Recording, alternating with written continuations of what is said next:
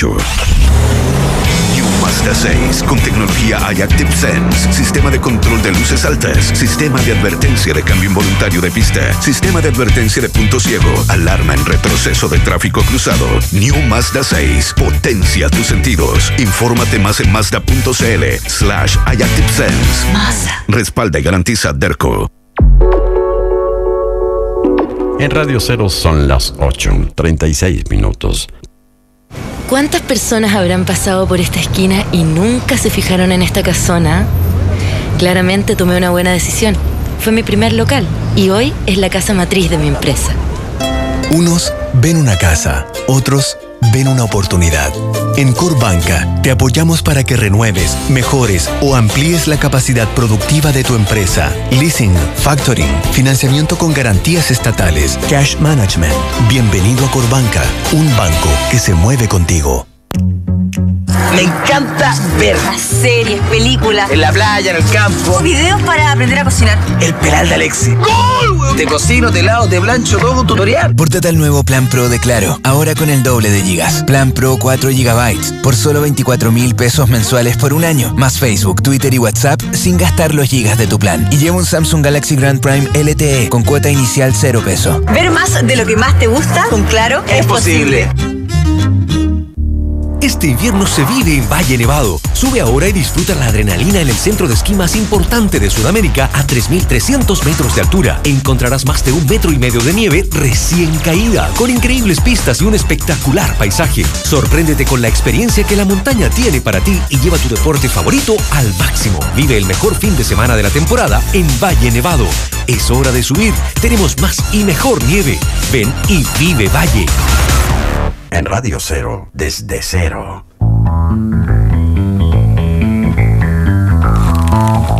8:37 de la mañana. Sigamos con Huenchumilla. Mire, yo tengo la siguiente impresión del caso Huenchumilla. Ayer me encargué de conversar con algunos personajes más o menos vinculados al tema, digamos, especial, algo en el gobierno y mucho en mapuches, digamos, que están en Temuco y que vienen esta cosa. Yo creo que Huenchumilla, si uno ve incluso lo que ha tuiteado, cómo reaccionó ante el despido, etcétera, etcétera, si uno dice la acusación de que es personalista e injusta, no creo que sea injusta. Un tipo, o sea, habla de Huenchumilla desde ya, habla en tercera persona, yo creo que subió por el chorro, todo eso es verdad. Pero negar que Huenchumilla le cambió el tono y le cambió la manera de posicionar el problema de la Araucanía es no darse cuenta de nada.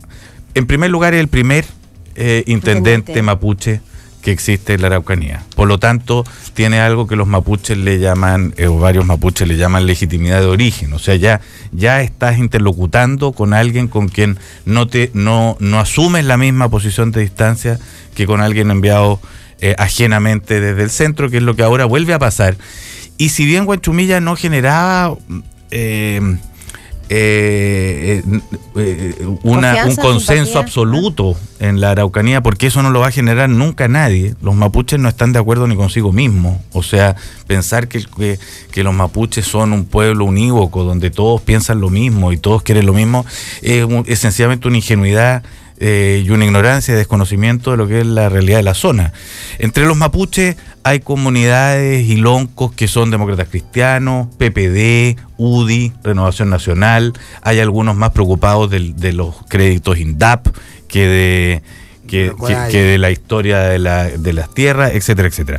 Pero Huenchumilla se generó una cercanía con muchas comunidades, visitaba sin resguardos policíacos, fue un tipo que se reunió con la gente de Ercilla, que se reunió con distintos comuneros sin temor y de maneras muy cotidianas, y de alguna manera, esto lo representa su propuesta, generó hizo un discurso que no veía esto como un problema recién nacido y que se solucionaba. ¿Pero eso en la primera etapa o la percepción que hay en el mundo mapuche es que lo siguió haciendo hasta el día de hoy?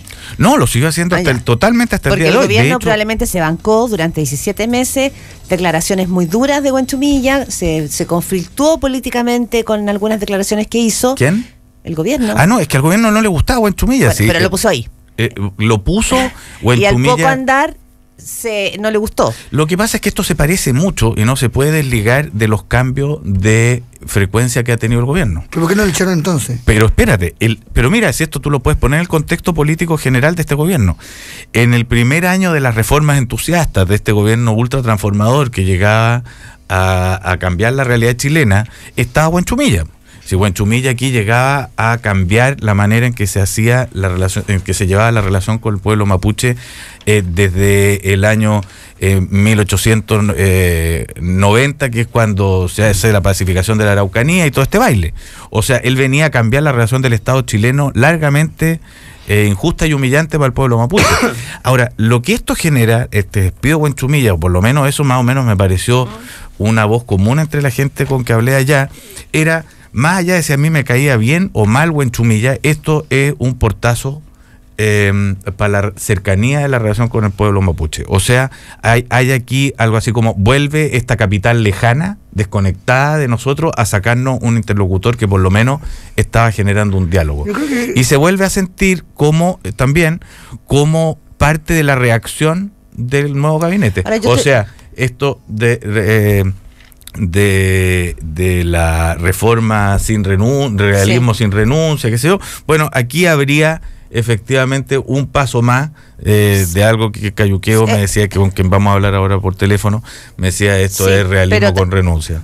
¿Ah? No sé si vamos a hablar con él. Bueno. Pero a diferencia de lo que dice Cayuqueo, que claro, es una mirada, también es una mirada que un gobierno bastante conflictuado con un montón de otros problemas no sé si puede darse el gusto de tener a un intendente que no está en la línea. Es que yo no sé si puede darse el gusto de abrirse un flanco de conflicto como el que se va a ver abierto ahora, porque aquí el gobierno... Porque la propuesta que él tenía era una propuesta que también iba a abrir un flanco de conflicto. El flanco de conflicto está dado en la Araucanía desde el día 1. Claro, pero fíjate que no es que se abre con la renuncia de Huenchumilla.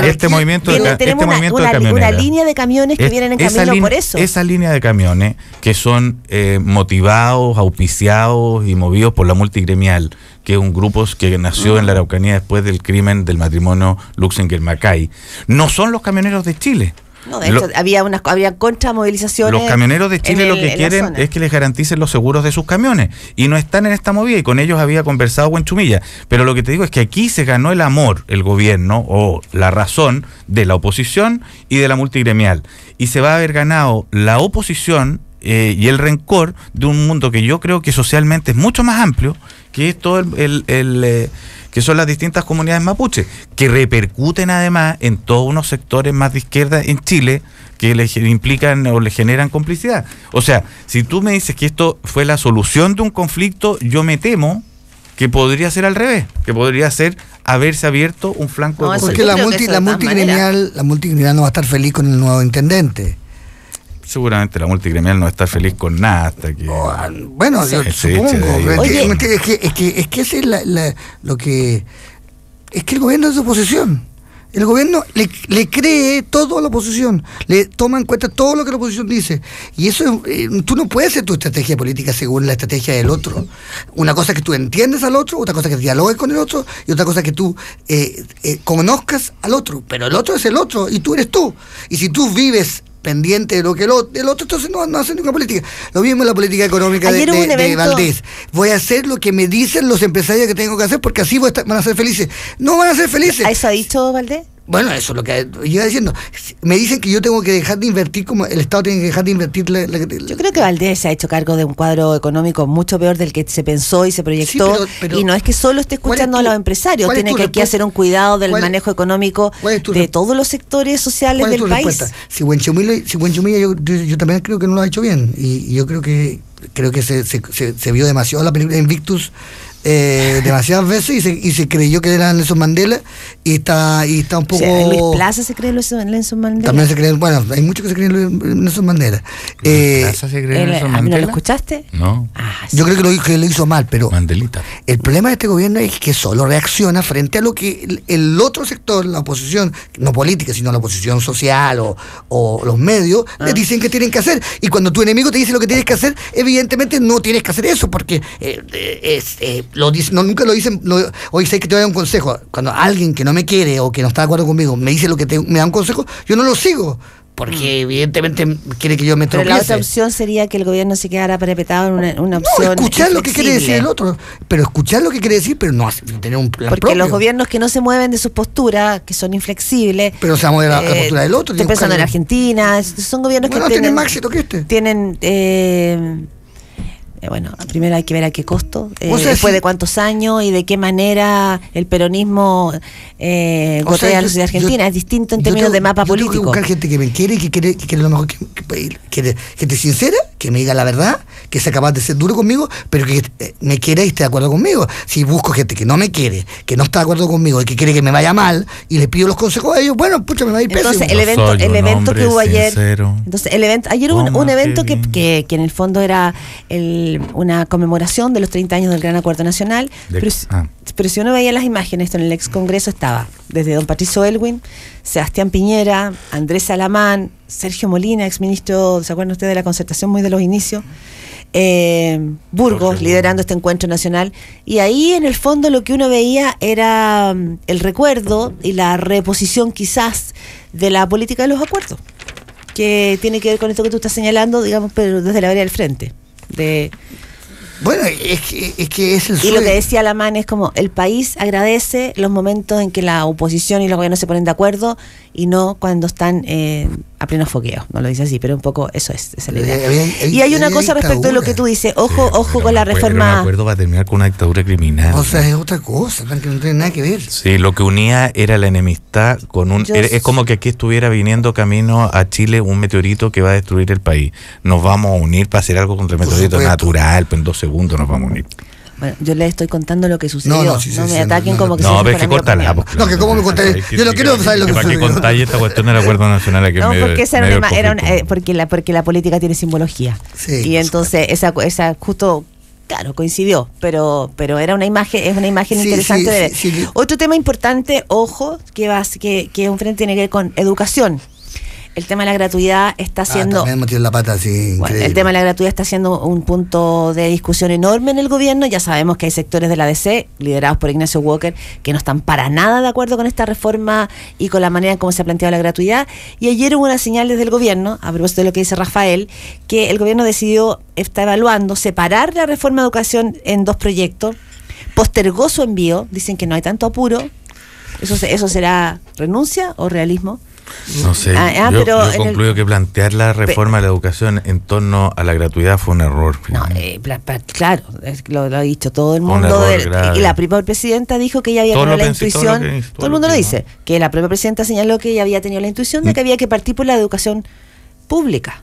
Pero que en realidad, bueno, al final las cosas se dieron y partieron por el tema del lucro, el copago, ahora la gratuidad. Y porque yo creo que tiene más valores, o sea, la reforma necesaria tiene más valores que simplemente la gratuidad. Esa es la razón por la que yo creo que es un error. O sea, la gratuidad, el que todos tengan derecho a tener una educación gratuita, es apenas una, y quizás la más importante, de la reforma que requiere la educación. Pero cuando se habla de educación pública, se ponen en juego también valores, manera de entender la comunidad. No, yo estoy con un pato que la gratuidad sola no es nada, no significa nada. Pero no es sola, ojo. Sí, es la continuación de proyectos que ya se han aprobado en la reforma educacional. No la estoy defendiendo, sino que tiene un contexto. Por eso, lo que hemos discutido aquí 1000 veces. En México, muchas de las leyes que se quieren hacer en Chile se hacen. Y no es porque sean malas leyes. O sea, no es porque... Claro, en México también la educación es gratuita, pero la sociedad es eternamente clasista, y de un clasismo feroz, casi peor que el que tenemos acá, porque la cultura no ha cambiado, porque no saca nada con cambiar la ley y hacer leyes bonitas que te queden súper lindos, si la cultura es la misma, porque la cultura se adapta a la ley y las modifica y las cambia. Y eso fue el error de este gobierno, pero eso era más riesgoso. Lo que tú suena súper lindo, la educación pública, no sé qué, no sé cuánto. Yo creo que es más acotado. No, es más manejable. Es más riesgoso y había que haberlo hecho desde el comienzo, yo estoy de acuerdo contigo. Pero yo creo que lo que es central, y es el debate central de lo que estamos viendo en Chile, hay 2 lógicas. La de focalizar el gasto, que es, yo focalizo el gasto, entonces yo gasto en los más pobres y no gasto plata en los que tienen dinero, y que es de toda lógica, digamos, y es lo esencial, pero que tiene el siguiente ingrediente. Si yo focalizo el gasto, entonces hago un país para algunos que son los pobres a los que yo focalizo el gasto, y otro país para otros que viven en otra historia. Entonces no hago leyes para todos, no hago educación para todos, ni hago salud para todos. Hago una salud para pobres, pero mira. Entonces todo el impulso de este gobierno, que no sé si ellos lo entendieron, y lo que se dijo el 2011 es, sabe que la focalización puede ser más eficiente para acabar con la pobreza, pero es injusta porque crea la idea de que yo no soy parte de los problemas. Claro, y porque en el fondo hay un mordisco enorme, que es la clase media, que uno no sabe dónde ubicar. No, y yo no tengo el problema no es hacer hospitales para pobres que sean más bonitos, sino que hacer hospitales más o menos para todos, porque somos parte del mismo país, porque así los problemas no me rozan. O sea, la idea de que hay pero eso no tiene que ver y no se condice, no empalma con la segmentación del país. Bueno, tiene que ver. Es que el tema de la política de vivienda no permite que el señor que vive en la periferia de Santiago, donde terminó instalado por la política de vivienda, comparte el mismo hospital en el centro de Santiago. Es que, Claudia, la idea es, hago unas casas peores, pero más en el centro, o hago unas casas mejores, pero más lejos. Bueno, eso. Son dos lógicas distintas. Ahora quiero volver un poco al tema de reforma educacional, porque como... Ahí la reforma educacional, lo que pasó el petitorio del 2011 era educación pública, gratuita y de calidad. Eso era lo que decían todos los carteles. Pero se metió un ingrediente que yo creo que fue el que confundió. No porque estuviera mal, sino que es el ingrediente que no es solo propio de la educación, sino que era una reacción ante un hecho social mucho más extendido, que era el lucro. Y cuando entró el lucro en esta discusión, está lo público pierde relevancia frente a lo gratuito, que era la pareja conceptual perfecta del Entonces la pregunta y vamos a cambiarnos ahora de un tema de, no sé si tan radicalmente, tiene que ver, pero tiene que ver con China, pero la pregunta en respecto a la reforma educacional. ¿Se pensó bien? ¿Venía bien armada? No, pero eso ya está, todos sabemos que no. No se pensó bien porque no se fue suficientemente, al revés de lo que yo pienso, no se fue suficientemente riguroso y suficientemente duro en entender el objetivo. Yo puedo negociar con cualquiera, pero no puedo negociar el centro de mi idea. La presidenta, después de su discurso el 21 de mayo, tenía que hacerse cargo de la gratuidad. Fue parte de los anuncios del último 21 de mayo. Y lo que tenemos hoy día es que, bueno, lo que dijo la ministra del Piano ayer, es que ahora está todo el 2016 para discutir sobre gratuidad. Ese es el cambio. Son 8:52, vamos con China. Pero hay menos plata. Producto, entre otras cosas, de los chinos. Pero al parecer China amaneció, digamos, los efectos de la crisis en China amaneció un poquitito más alivianada. Vamos a hablar ahora con Claudia Morales Cisternas. Ella es vicepresidenta de BlackRock y nos va a contar un poquito por qué se gatilló esta crisis, digamos, explicado ciudadanamente, y cuánto afecta a Chile y cómo amanece el mundo. ¿Cómo se va a salir de ella? Y claro, porque muchos hablan de que esto es como una crisis asiática y otros que dicen que no cunda el pánico. Así se dice, no, como decía el chavo, que no panda el cúnico. Sí. Claudia Morales, buen día. Hola, buenos días, muchas gracias. Claudia, ¿esta crisis es una caída por un despeñadero sin fin, o ya tiene rebote y es menos profundo de lo que pensamos? Mira, para poder explicar un poco qué es lo que está ocurriendo, deja darme unos segundos para colocar esto en perspectiva, qué es lo que explica la situación en la que nos encontramos hoy día. Perfecto. China venía creciendo históricamente en base a su motor de las exportaciones. Todos sabíamos esto de que todos los productos chinos estaban en todos lados. Sí. En un momento hubo un cambio de gobierno que se dio cuenta a partir del año 2008 de la crisis, que cuando está basado en las exportaciones y tus socios comerciales tienen problemas macroeconómicos, te dejan de comprar. Y por lo tanto las herramientas con las que contaban no podían suavizar los ciclos económicos de China. Y por lo tanto dijeron, cambiémonos entonces a algo que nosotros sí podamos controlar, que es el consumo interno. Pero entendemos que dado que es un consumo interno no es tan fuerte y dinámico como lo eran las exportaciones, no vamos a crecer al 9, al 10%, 11 y 14 incluso, lo vamos a dejar en torno a un 7. O sea, eligieron crecer menos. Eligieron crecer menos para suavizar sus ciclos económicos. Dijeron, no vamos a crecer a 14, pero no vamos a caer a 3 tampoco. ¿Y eso fue una locura o algo? Porque aquí se sería considerado como una enfermedad mental, según los economistas ortodoxos. ¿O hay alguna, o es razonable? es bastante razonable la perspectiva que si uno mira que el consumo interno de China pesa en torno a un 35%, y en los promedios mundiales el consumo tiene en torno a una participación de un 65%. Por lo tanto, China deja en algún momento de situarse como una economía súper emergente, pero recuerden que esto es igual que los niños. Cuando eres pequeño, creces muy rápido, tu tasa de crecimiento es rápido. Cuando empiezas a ser más adulto, la tasa de crecimiento empieza a ser menor. Y empieza a ser para el lado, que es muy triste. Bueno, sí. Y la tasa de crecimiento entonces empieza a disminuir, pero buscando entonces que el consumo pudiese ser de alguna manera estimulado por el gobierno chino con dos herramientas que nosotros conocemos bien: la política monetaria y la política fiscal. Porque a través de esas dos políticas con que el gobierno y la mayoría de los gobiernos contamos, es muy difícil ir a estimular el gobierno americano o los europeos cuando estábamos en plena crisis del 2008. Ya, y entonces lleguemos al lunes. Lleguemos al lunes. Dado que este 7% ponía nervioso a los inversionistas, entonces vimos que como consecuencia de esto, también los precios de los commodities venían más bajos. Pero habían dos lecturas. Este 7% aparecían datos macroeconómicamente, digamos, en los últimos meses, que parecían ser por debajo del 7%. El gobierno chino, para poder disminuir estos temores, empezó a dar dinero al mercado. Pero este dinero no estaba yendo a la actividad, sino que estaba yendo directo a los mercados bursátiles.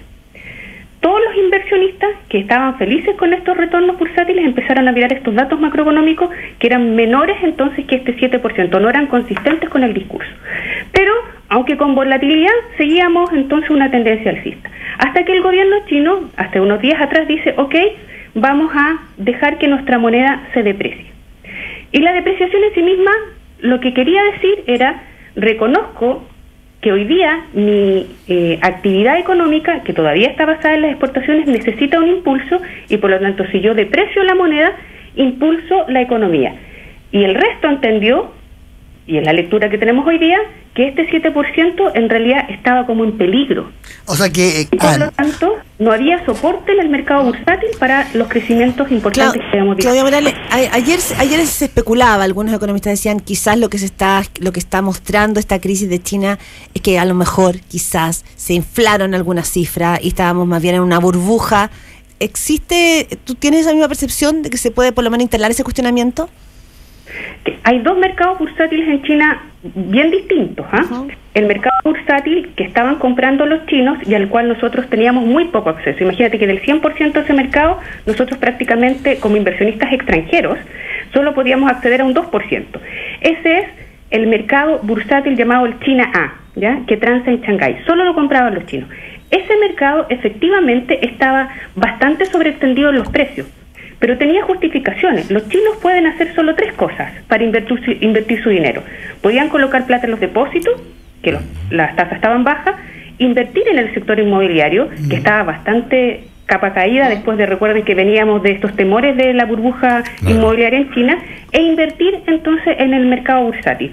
Y por lo tanto los chinos hacían lo único que podían hacer, invertir en el mercado bursátil, y el mercado bursátil subía y subía.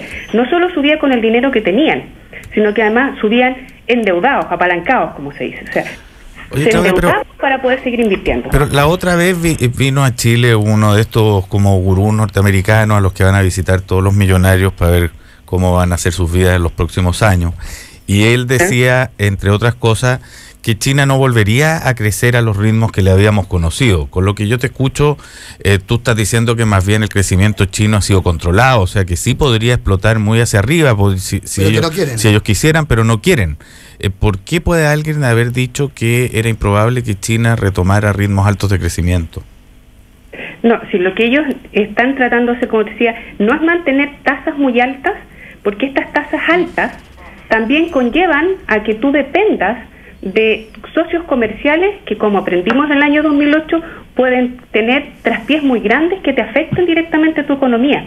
Entonces se quedaban con pocas herramientas para que hacer su ciclo económico interno pudiese ser contenido. ¿La baja en el precio de los commodities tiene relación con esta baja del crecimiento chino? O sea, si vuelve China a crecer con más entusiasmo, ¿vuelven a subir el cobre, por ejemplo?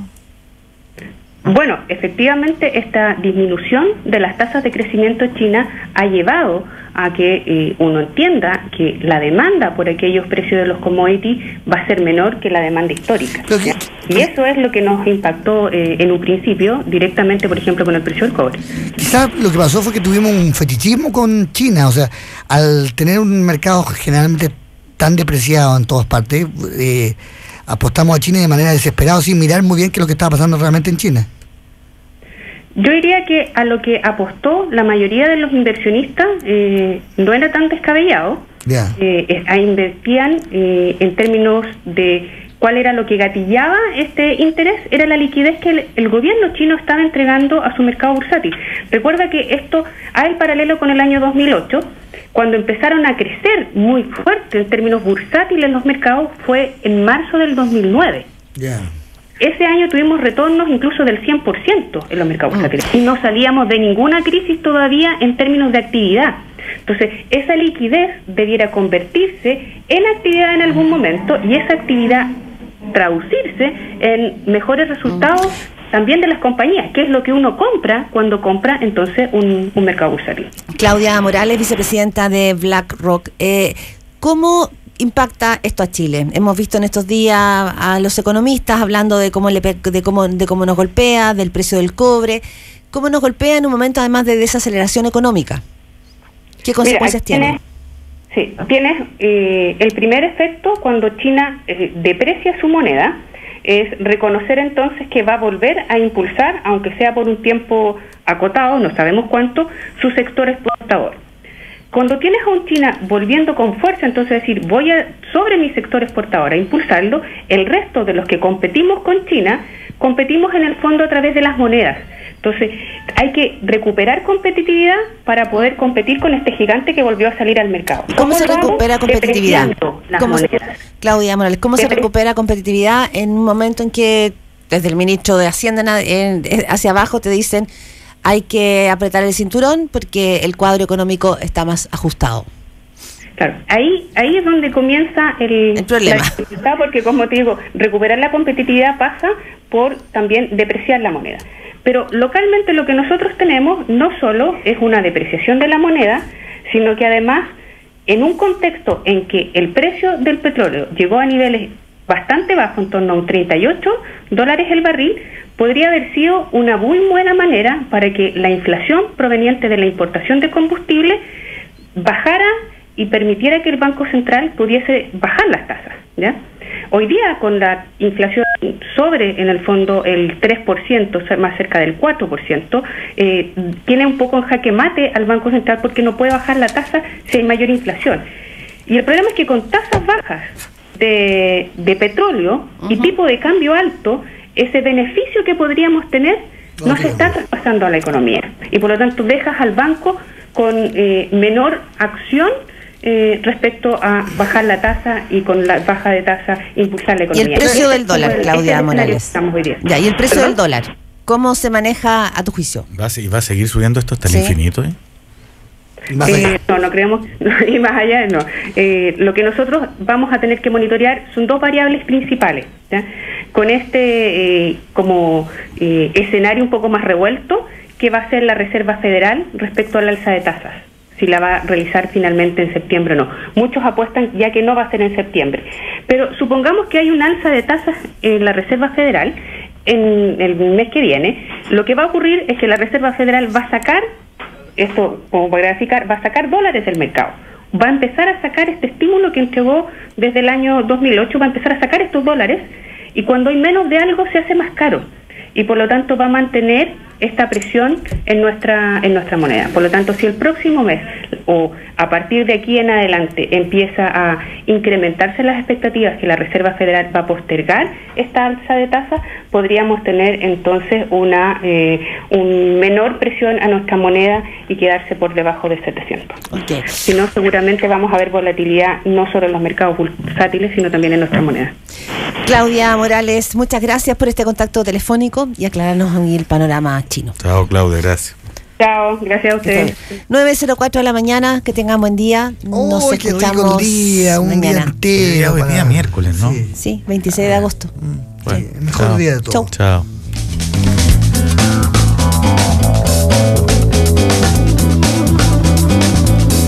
Desde Cero fue presentado por Corbanca, un banco que se mueve contigo. New Mazda 6, potencia tus sentidos. En Cero son las 9:05. Oh, tengo que hablar con mi mamá urgente. Ah, usa mi celu, toma. Tengo el doble de minutos por si te da la lata, mensajes por si no contesta y megas para whatsappearla o buscarle